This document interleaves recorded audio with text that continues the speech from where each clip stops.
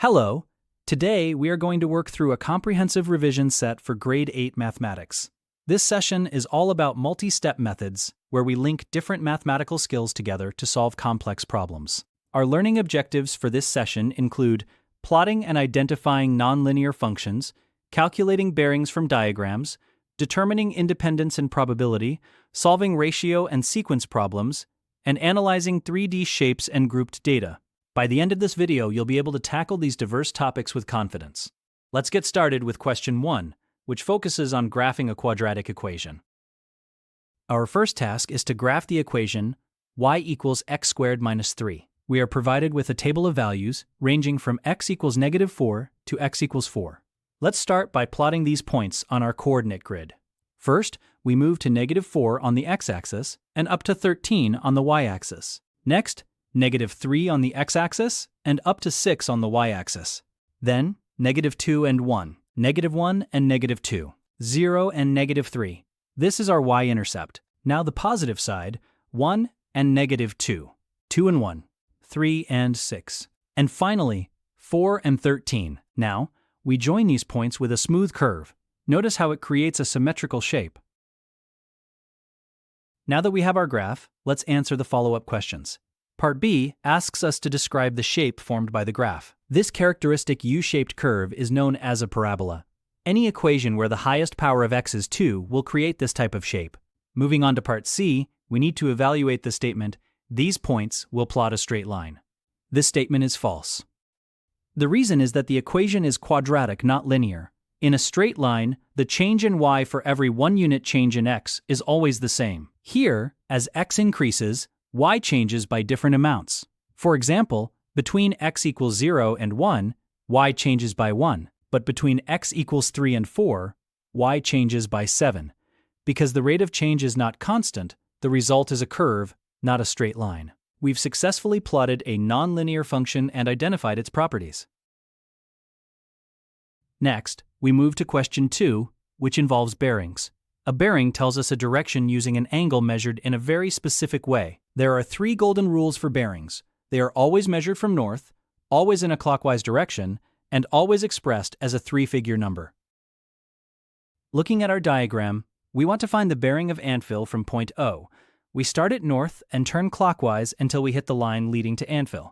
We know that a turn from north to south is exactly 180 degrees. From the south line, we have to turn an additional 50 degrees to reach the path to Antvil. So, we calculate 180 plus 50, which gives us 230 degrees. Since this is already 3 digits, our final answer for Part A is 230 degrees. Part B asks why a student saying the bearing is 130 degrees is incorrect. If you started at north and turned 130 degrees counterclockwise, you would end up at that line, but that violates our rule of turning clockwise. Alternatively, 130 degrees clockwise from north would land you in the southeast quadrant, which is the wrong direction entirely. The student likely subtracted 50 from 100 and 80 instead of adding it. Remember, always turn like a clock. In question 3, we explore probability. We are rolling 2 fair dice and multiplying the numbers together to find the product. Let's define our events. Event A is the product is even, and event B is the product is a multiple of 5. To solve this, we first need to understand the sample space of products for 2 dice. There are 36 possible outcomes shown in this 6x6 grid. Part A asks for the probability that the product is a multiple of 5, given that the product is even.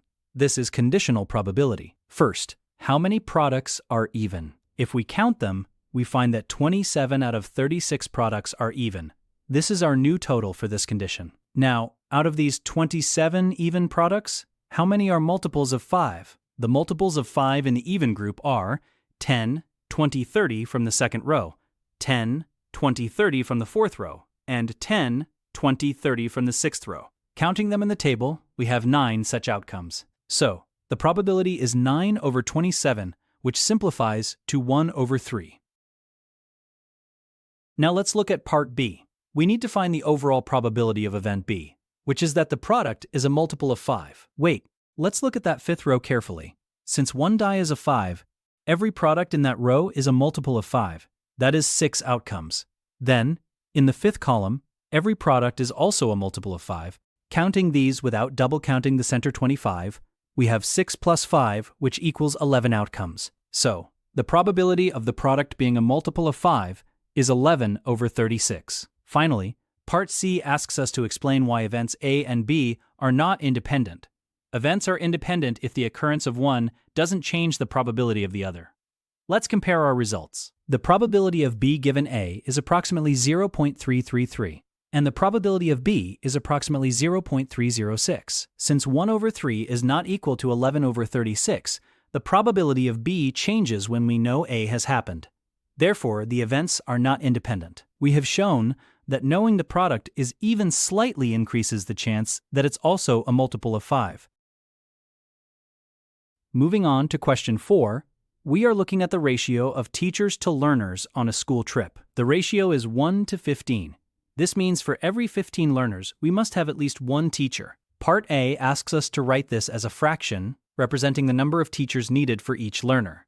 Since there is one teacher for every 15 learners, one learner requires 1/15 of a teacher's supervision. So, the fraction is 1 over 15. Now, for Part B, we know there are 165 learners going on the excursion. To find the number of teachers needed, we multiply the number of learners by our fraction. When we divide 165 by 15, we get exactly 11. So, 11 teachers are needed for the excursion. Part C asks why this answer must be a whole number. In a real-world context, teachers are individual people. You cannot have half a teacher or 0.7 of a teacher on a bus. Therefore, even if our calculation had resulted in a decimal, like 11.2, we would have to round up to the next whole person to ensure everyone is supervised. Always remember to consider the real-world logic behind your mathematical results. In question 5, we are working with an arithmetic sequence defined by a specific formula for the nth term. This formula allows us to find any term in the sequence just by plugging in the position number, which we call n. For Part A, we need the 9th term. This means we set n equal to 9. Half of 9 is 4.5. When we add 3/4, or 0.75, we get 5.25. As a fraction, this is 5 1/4, or 21 over 4. For Part B, we find the 20th term by setting n equal to 20. Half of 20 is 10. Adding 3/4 gives us 10.75, or 10 3/4. Now, Part C asks if 15 3/4 is a term in this sequence.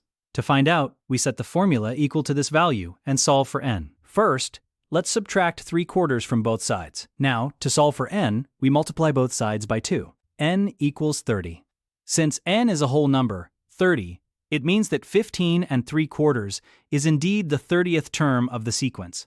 If n had been a decimal, it wouldn't be a part of the sequence. Sequences are just like functions where the input must be a positive integer. Question 6 takes us into geometry. We have a triangular prism and its net. A net is just a flat 2D version of a 3D shape that you could fold up. The triangular face has a base of 1.2 meters and a height of 0.8 meters. The prism length is 2 meters and another side of the triangle is 1 meter. Part A asks for the area of one triangular face. Remember the formula for the area of a triangle. Area equals 1/2 times base times height. Substituting our values, we get 1/2 times 1.2 times 0.8. This simplifies to 0.6 times 0.8, which equals 0.48. The area is 0.48 square meters. Part B asks for the area of the two rectangular faces formed by the sides of lengths 1.2 meters and 1 meter. Looking at the net, these rectangles use the sides of the triangle as their width and the length of the prism as their length. The length of the prism is 2 meters for all rectangular faces. The first rectangle is 1.2 by 2, giving 2.4. The second is 1.0 by 2, giving 2.0. Together, they cover 4.4 square meters. Finally, Part C asks for the unit. Since our lengths are in meters, area is always measured in square units, so we use meters squared. To summarize, the triangle area is 0.48 square meters, the combined rectangle area is 4.4 square meters, and the unit is meters squared. Breaking a 3D shape into its 2D parts makes calculating area much simpler. Our final challenge, question 7, involves grouped data statistics. We have a frequency table with class intervals and midpoints. The fx column represents the frequency multiplied by the midpoint. This helps us estimate the total sum of all values in a group. Let's calculate the missing values. For the second row, we multiply 12 by 8, which equals 96. For the third row, 9 times 13 equals 117. And for the final row, 4 times 18 gives us 72. Now, part B asks for the sum of the fx column, denoted by the Greek letter sigma. Let's add them up. 15 plus 96 is 111. 111 plus 117 is 228. Finally, 228 plus 72 equals exactly 300. Our total estimated value is 300. This value is a crucial step if we wanted to find the estimated mean of the dataset.